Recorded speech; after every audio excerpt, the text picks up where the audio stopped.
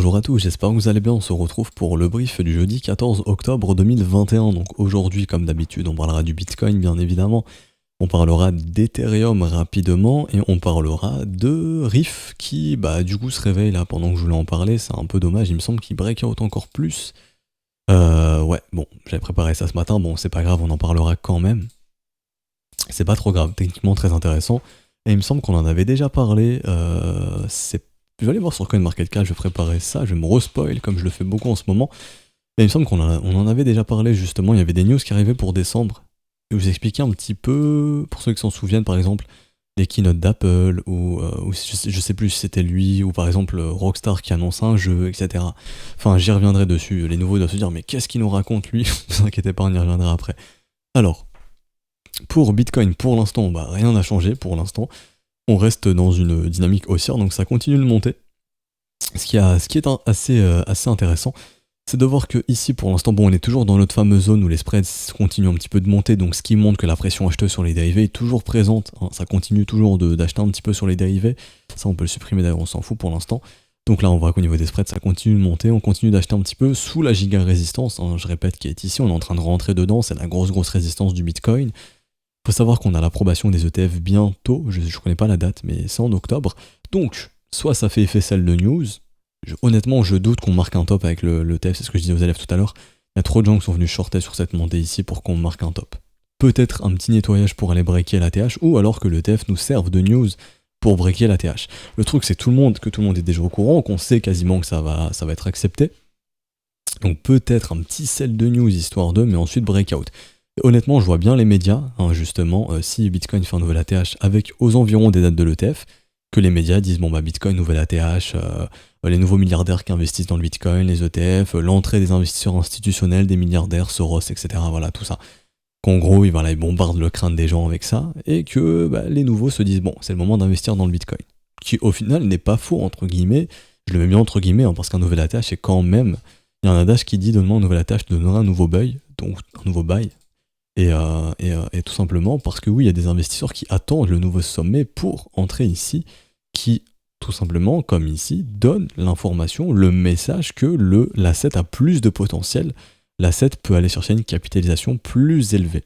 Donc il peut chercher des prix plus élevés, c'est ce que recherche l'investisseur, tout simplement. Et ce qui pourrait justifier une accélération des prix et recréer de l'intérêt autour du Bitcoin, qui pour l'instant est assez faible. On a des intérêts similaires de octobre 2020 qui n'étaient pas très élevés, octobre-novembre 2020. Alors, ça c'était pour la partie technique. Nous, ce qu'on veut, c'est la cassure de l'ATH, encore une fois, la cassure de la résistance. Pour l'instant, on a du mal, les order books sont assez blindés, encore une fois. Là, on le voit pas, mais sur Bitfinex, on va bien le voir. Voilà, là, il y a encore beaucoup de ventes, ça, faut les bouffer, ces ordres de vente. Et dès qu'on commence à monter un petit peu, on voit que les spreads commencent à réaugmenter ici, que les open interest commencent à monter un petit peu, donc que les gens commencent à acheter. Ce qui fait que tout simplement, faut décharger un petit peu le train d'acheteur, tout simplement. Donc jusqu'à preuve du contraire, on est dans un range. Ça c'est le range dans lequel on est bloqué, ok. Donc là je vais retirer tous les schémas. Ici c'est le haut du range, environ 58 000, le bas du range c'est 53 400. On est venu chercher les liquidations et les stops des vendeurs juste ici, là on le voit, petit ping de liquidation, et depuis le marché, petite bougie rouge. Donc là on est venu chercher les stops des vendeurs au sein du range. Et donc ce qu'on pourrait faire, si vraiment on est dans un marché qui est très chiant et très chiant, c'est de venir chercher les liquidations des longues ici, donc entre les 53 et 51 800 $, grosso modo, sans trop de problèmes. Maintenant, ne pas oublier que ce marché reste haussier, qu'on va pas privilégier une baisse, mais que techniquement, ce qui est le plus probable, c'est une continuation du mouvement haussier. Bon, il y a une petite perte de momentum ici, mais rien de dramatique. C'est plutôt sur des unités de temps courtes, 4 heures, où on est en train d'accentuer les divergences ici, on en a créé une nouvelle ici. Donc nouvelle divergence, ce qui veut dire qu'on monte, doucement mais sûrement, qu'on a du mal à monter.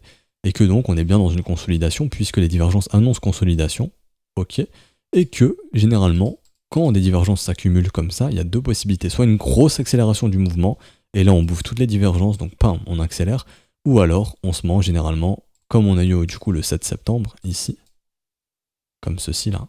Là je vais passer en daily, vous allez vite comprendre ce que je veux dire. Quand vous avez beaucoup de divergences qui s'accumulent, la divergence baissière, comme ici là, divergence baissière, on accumule, d'un coup, grosse bougie rouge qui nettoie tout. Donc là c'est un petit peu l'épée de Damoclès qu'on a au-dessus de la tête. C'est est-ce que on va du coup avoir grosse accélération aussi, un gros breakout pour nettoyer les divergences, ou est-ce qu'une grosse bougie rouge va sortir nulle part pour chasser les acheteurs? Maintenant, c'est ces deux scénarios qu'on peut avoir en face de nous en termes de momentum et de ce que dessine le momentum ici. Ok. Maintenant, si jamais le momentum dessine de nouveau W, c'est bullish et on annule le scénario gros breakout au nord ou gros breakout au sud, et à ce moment-là, on continue de monter doucement mais sûrement. Et encore une fois, c'est mieux de monter doucement mais sûrement parce que ça attire pas les gens. Hein, donc les gens ici qui ne s'intéressent pas trop au Bitcoin, ça les intéresse pas de voir le Bitcoin, oui, il était à 53 000 hier, il est à 50 000 aujourd'hui, puis demain il sera à 53 000 encore. Voilà, ça bouge pas trop. Alors que si on faisait que de monter et fort, bah là ça intéresse les gens, et ça sera probablement après l'ATH. Après avoir cassé l'ATH qu'on fera ça, et qu'on rentrera dans la seconde phase mania du Bitcoin et des crypto-monnaies. Mais là pour l'instant, ce qu'on a plutôt en tête, c'est un marché qui s'amuse un petit peu sur les dérivés, qui chasse les acheteurs ici avec cette mèche, on le voit au niveau des liquidations, qui du coup rebondit, piège les vendeurs. Donc oui, ici on a piégé des vendeurs également, je vous montre ça rapidement. Mais là, quand on commence à voir ici, en termes comment dirais-je, en termes de spread, des spreads négatifs là, des spreads qui diminuent, là ça montre que les gens sont plutôt, il y a plutôt une pression vendeuse sur le dérivé, donc les gens sont en train de short. Donc le marché fait quoi? Pas un breakout, et on va liquider les vendeurs. Et idéalement, quand on voit ici, on vient bien chasser les stops, et là on se replie. Et en plus de ça, on a des acheteurs qui rentrent. Donc techniquement, on a tout pour penser.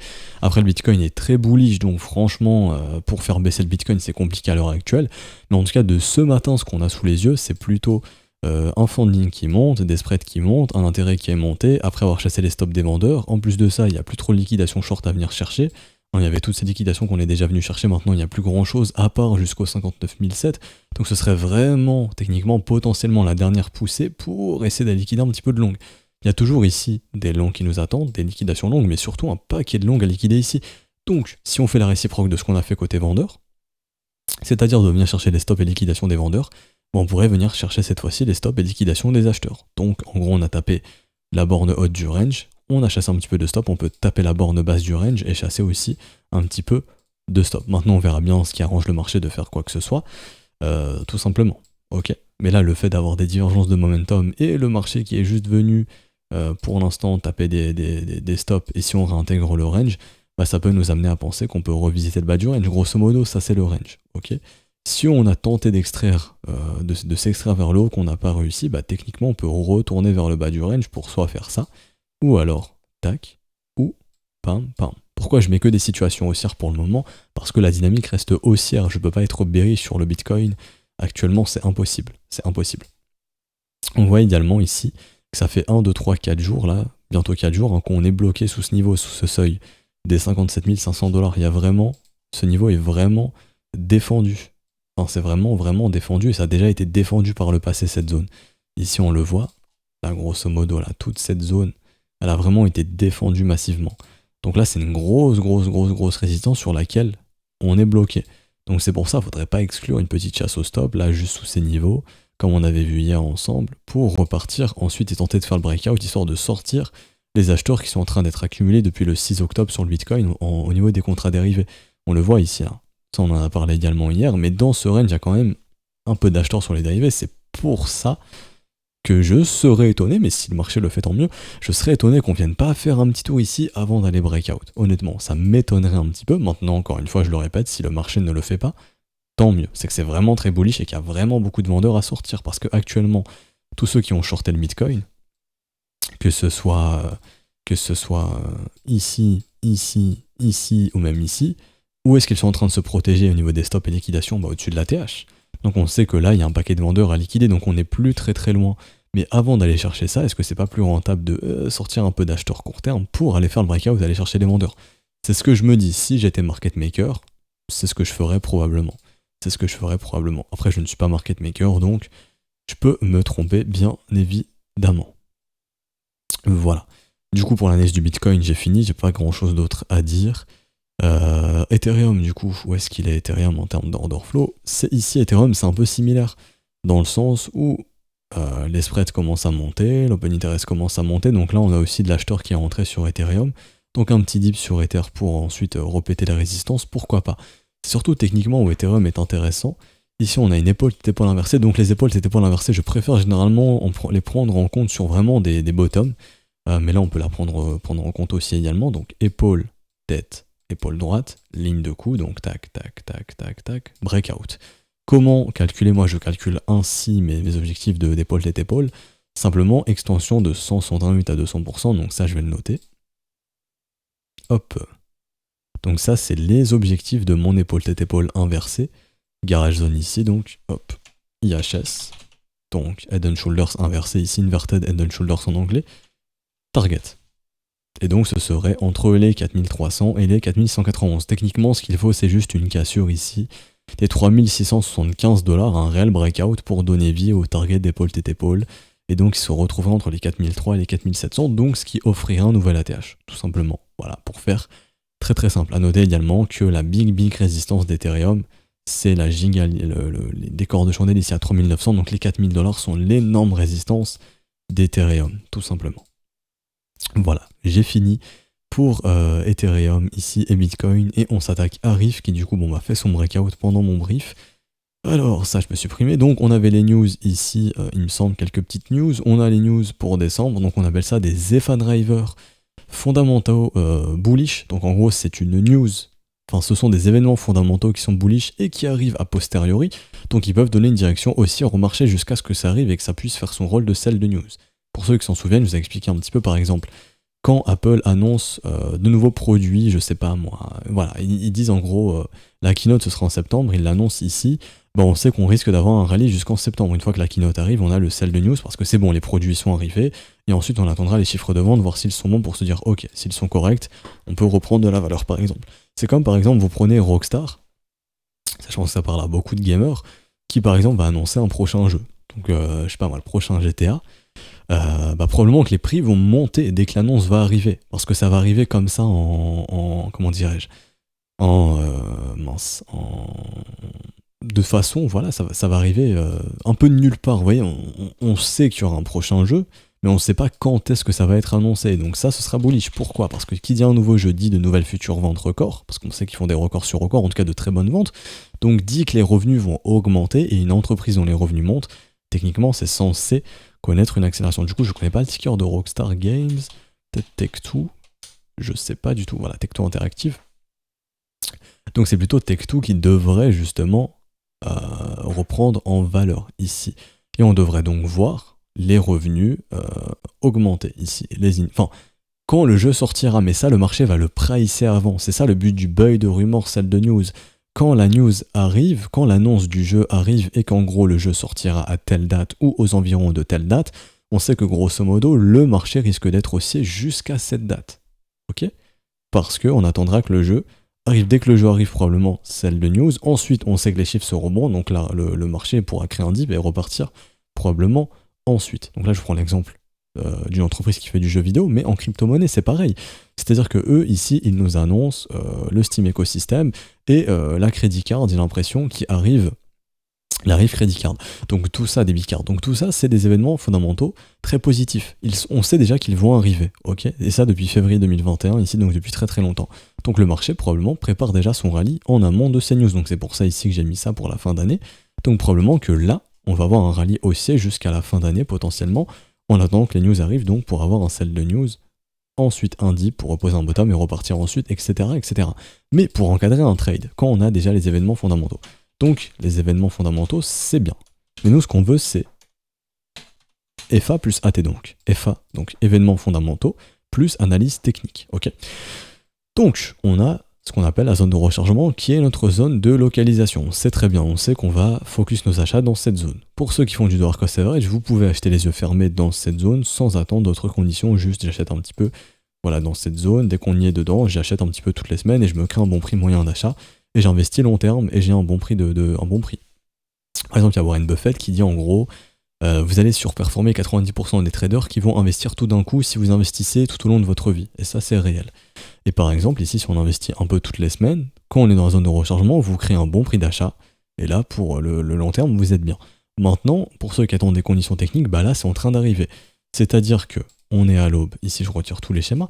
On est à l'aube, d'un gros W weekly, qui est une très bonne structure de retournement. Donc là, M weekly, structure de retournement baissier, W weekly, retournement de structure haussière. Et à ce moment-là, on pourrait avoir un rallye haussier.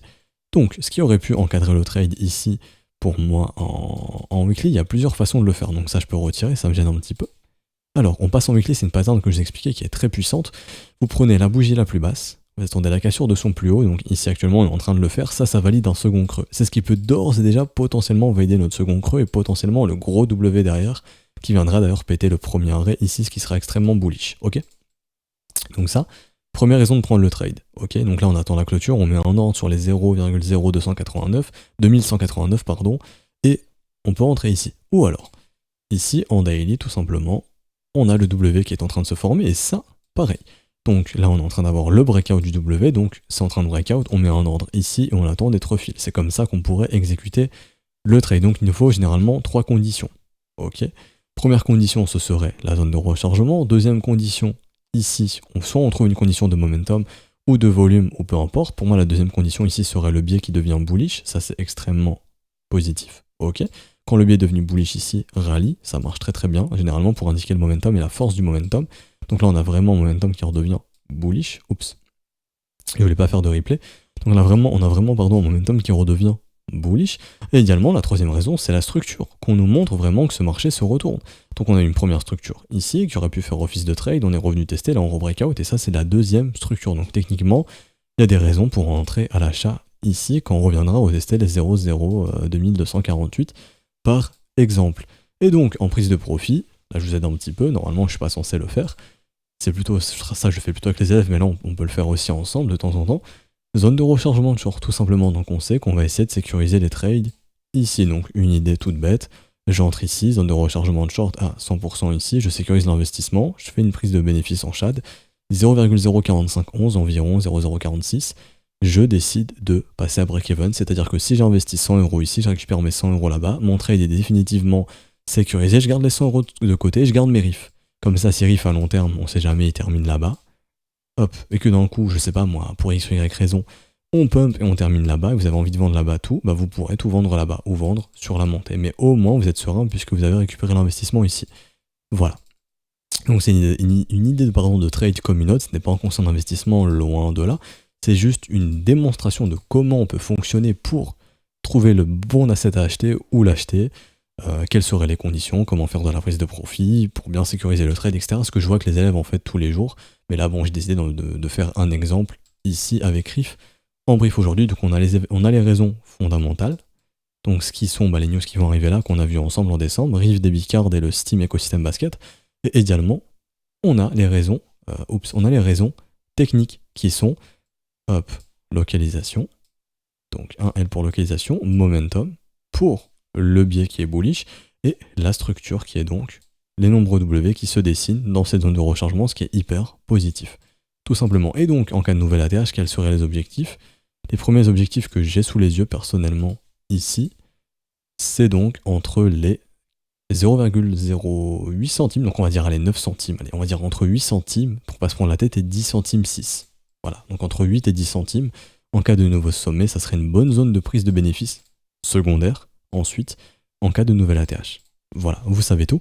Du coup, j'espère que ça vous aura aidé, je vous souhaite une bonne journée. Si vous souhaitez rejoindre le Discord, je mets le lien en description et en commentaire. Si ce brief vous a aidé, n'hésitez pas à laisser un petit pouce bleu, vous abonner si ce n'est pas déjà fait. Si vous souhaitez rejoindre l'école, tout est disponible dans le Discord, dans le salon, bienvenue. Actuellement, ce stade du mois, c'est bien mieux de rejoindre via les modalités crypto. Le Patreon, c'est trop tard. Patreon, attendez le mois prochain, donc le début du mois via le Patreon, le 1er novembre. Mais les cryptos, il n'y a aucun problème, vous pouvez rejoindre quand vous voulez. Vous avez toutes les modalités ici avec les offres de réduction, toutes les explications. Si vous avez une quelconque question, encore une fois, je le répète, dans tous les briefs, n'hésitez pas, des professeurs connectés en haut à droite, on vous répondra dès que possible. Je vous souhaite une bonne journée, on se retrouve du coup demain pour la dernière update de marché, à part si ce week-end on aura un gros mouvement sorti de nulle part. Je pourrais faire un petit brief express pour la situation de marché, mais s'il n'y a rien, il n'y aura pas de brief. Et du coup ce sera demain le dernier brief. Bonne journée à tous, ciao ciao.